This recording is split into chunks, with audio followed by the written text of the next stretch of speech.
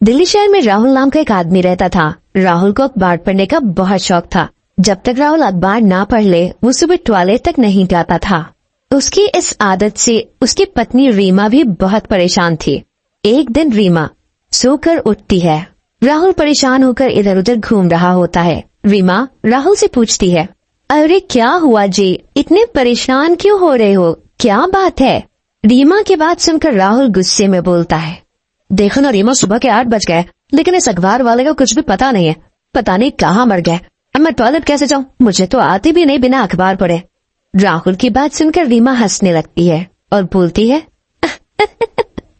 सही हुआ तुम्हारे साथ, इस अखबार ने तो नाक में दम कर रखा था। तब देखो अखबार अखबार। सही हुआ। ऐसा कहकर रीमा वहाँ से चली जाती है और राहुल भी उदास मन से तैयार होकर ऑफिस चला जाता है। अगले दिन कई दिनों तक ऐसा ही सिलसिला चलता रहता है। राहुल रोज उठ जाता लेकिन उसका अखबार वाला उसे अखबार दे नहीं आता। एक दिन राहुल ऑफिस में उदास बैठा होता है। तभी उसका दोस्त श्याम आता है और बोलता है, अरे राहुल क्या हुआ, बड़े बेचैन से दिख रहे हो, सब ठीक तो है ना? रीमा भाभी ठीक है ना?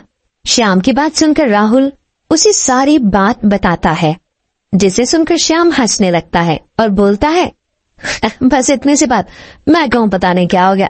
राहुल तुम मेरे अखबार वाले से अखबार ले लो, मैं उसे बोल दूंगा कल से वो रोज तुम्हारे यहाँ अखबार डाल दिया करेगा। ऐसा कहकर श्याम वहाँ से चला जाता है। अगली सुबह राहुल बेचैनी से अखबार आने का इंतजार करने लगता है। तभी उसके दरवाजे पर दूर से टकराने की आवाज आती है। राहुल जल्दी से दरवाजा खोलता है। उसके सामने अखबार पड़ी होती है। अरे वाह, मजा आ गया, श्याम ही मेरा सच्चा दोस्त है, एक बार में ही मेरी अखबार की समस्या ठीक करवा दी। उसके बाद से राहुल को रोज सुबह अखबार मिलने लग जाती है। राहुल बहुत ही खुश होता है। एक दिन रात के 3 बजे उसके दरवाजे पर जोर से आवाज होती है। राहुल घबराकर उठ जाता है। इतनी सुबह सुबह कौन आया है? ऐसा लग रहा है जैसे दरवाजे पर किसी ने बम मारा हो फेंक कर। राहुल डरते डरते दरवाजा खोलता है लेकिन सामने अखबार पड़ी देखकर हंसने लगता है। राहुल हंसते हंसते अखबार का बंडल खोलता है लेकिन जैसे ही बंडल खुलता है डर की वजह से उसकी आंखें फटी की फटी रह जाती हैं। बंडल के अंदर किसी इंसान की उंगलियां होती हैं। राहुल चिल्लाते हुए अखबार फेंक देता है।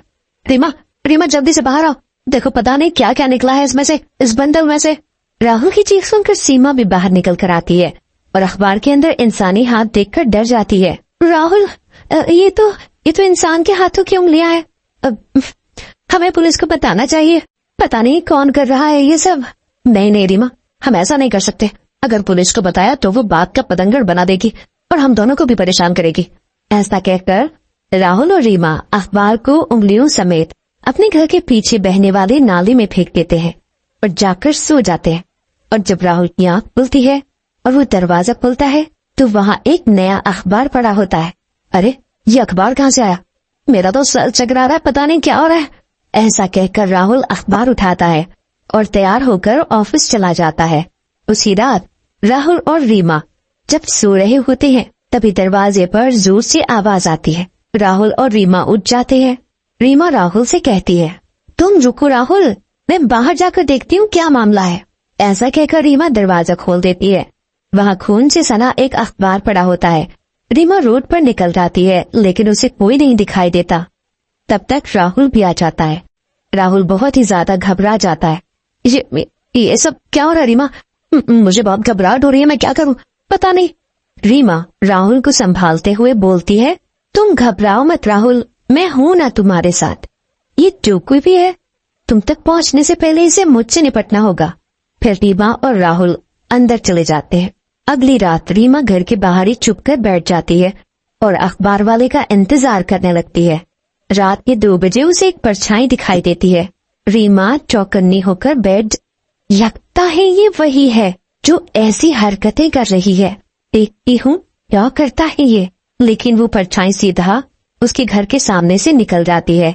रीमा फिर से अखबार फेंकने वाले का इंतजार करने लगती है। तभी एक औरत उसे आती हुई दिखती है। अरे इतनी रात को ये औरत यहाँ क्या कर रही है? इतनी सुनसान रात में ये औरत? वो भी अकेली? औरत रीमा के घर के सामने रुकती है और अखबार फेंकती है और रीमा की तरफ घूम जाती है। रीमा औरत की शक्ल देखकर बेहोश हो जाती है और जब उसे होश आता है तो वो अपने घर के अंदर होती है। राहुल रीमा से पूछता है, क्या हुआ रीमा, तुमने ऐसा क्या देख लिया जो तुम्हारी ये हालत हो गई? राहुल, मैंने एक चुड़ैल को देखा, वो अखबार वाले कोई और नहीं बल्कि एक चुड़ैल है। लेकिन राहुल को रीमा की बात पर यकीन नहीं होता और वो रीमा से कहता है, नहीं रीमा, लगता है तुम्हें कोई भ्रम हुआ है, वो कोई इंसान ही होगा जो हम लोगों को परेशान कर रहा है। भूत प्रेत कुछ नहीं होते, तुम घबराओ मत। ऐसा कहकर राहुल ऑफिस के लिए निकल जाता है। पर इस राहुल को मैं कैसे समझाऊं? वो सचमुच एक चुड़ैल है, मेरी आंखें धोखा नहीं खा सकती। उसकी वो भयंकर डरावनी आंखें, मुझे राहुल को यकीन दिलाने के लिए कुछ करना होगा। रीमा उसी दिन दरवाजे के आसपास कैमरे लगवा देती है ताकि उस चुड़ैल को कैमरे में देखा जा सके, और वो रात में फिर से घर के बाहर छिप जाती है। रात में चुड़ैल रोज की तरह वहां आती है और खूनी अखबार को फेंक कर चली जाती है। ये चुड़ैल आज कैमरे में जरूर आ गई होगी, अब राहुल से सबूत के साथ बात करूंगी मैं। रीमा कैमरे की रिकॉर्डिंग निकालती है और राहुल के साथ बैठकर देखने लग जाती है। कैमरे में चुड़ैल दिखने लगती है। ये देखकर राहुल बोलता है, ये तो सचमुच में चुड़ैल है, लेकिन ये यहाँ क्यों आ रही है? राहुल और रीमा पूरी रिकॉर्डिंग देखते हैं। रिकॉर्डिंग में चुड़ैल के जाने के बाद एक लड़की आती है जो उनके घर पर दोबारा से अखबार डालकर जाती है। अरे, चुड़ैल के जाने के बाद ये कौन सी लड़की है जो यहाँ अखबार डालकर जा रही है? पता नहीं क्या हो रहा है ये सब। राहुल ऑफिस में गुस्से से जाता है और ऑफिस के चपरासी रामू से पूछता है, अरे रामू भैया, श्याम ऑफिस आया है क्या? वो आया तो बोला मुझसे मिलेगा। अरे राहुल सर, श्याम तो पिछले कई दिनों से ऑफिस नहीं आ रहे, हमें कुछ पता नहीं उनके बारे में। रामू की बात सुनकर राहुल हैरान हो जाता है और घबराते हुए ऑफिस से निकलकर सीधा श्याम के घर चला जाता है। लेकिन श्याम के घर पर भी ताला लगा होता है। अरे, श्याम के घर पर भी ताला लगा है, श्याम कहाँ चला गया आखिर? कुछ समझ नहीं आ रहा है, हो क्या रहा है? तभी श्याम का पड़ोसी ललन राहुल को देखकर बोलता है, अरे भैया, यहाँ क्या कर रहे हो? श्याम भैया को मरे हुए तो 15 दिन हो गए, आप किससे मिलने आए हो? ललन की बात सुनकर राहुल पसीना पसीना हो जाता है और घर की ओर चला जाता है। घर पर पहुंचकर रीमा को सारी बात बताता है, जिसे सुनकर रीमा कहती है, श्याम, लगता है उस चुड़ैल का श्याम से कोई रिश्ता है, वो हमें कुछ बताना चाहती है, हमें उससे मिलना चाहिए। पहले तो रीमा की बात सुनकर राहुल मना कर देता है, लेकिन बाद में रीमा की जिद से वो हाँ कह देता है। रात में रीमा छुपकर चुड़ैल का इंतजार करने लगती है। जैसे ही चुड़ैल आती है, रीमा उसके सामने आ जाती है। कौन हो तुम चुड़ैल, और रोज इस तरह से हमें क्यों परेशान कर रही हो? रीमा की बात सुनकर चुड़ैल वहीं रुक जाती है और बोलती है, मैं श्याम की पत्नी सविता की आत्मा हूँ। मुझे और मेरे पति को हमारे पड़ोसी लल्लन ने मार डाला था, हमारे घर के लालच में। इससे पहले वो हमारी बेटी रूपा को भी मार डाले, आप रूपा को बचा लो। चुड़ैल की बात सुनकर रीमा कहती है, रूपा? लेकिन हम तो किसी रूपा को नहीं जानते। आप रूपा को जानते हो। रूपा वही लड़की है जो आपको कैमरे में अखबार डालती हुई दिखी थी। मेरे पति ने मरते समय आप और राहुल भैया का नाम लिया था और कहा था कि वो हमें इंसाफ दिलाएंगे, आप दोनों मेरी मदद करो। तभी वहाँ राहुल भी आ जाता है और बोलता है, आप चिंता मत करो भाभी, श्याम मेरा दोस्त ही नहीं भाई था।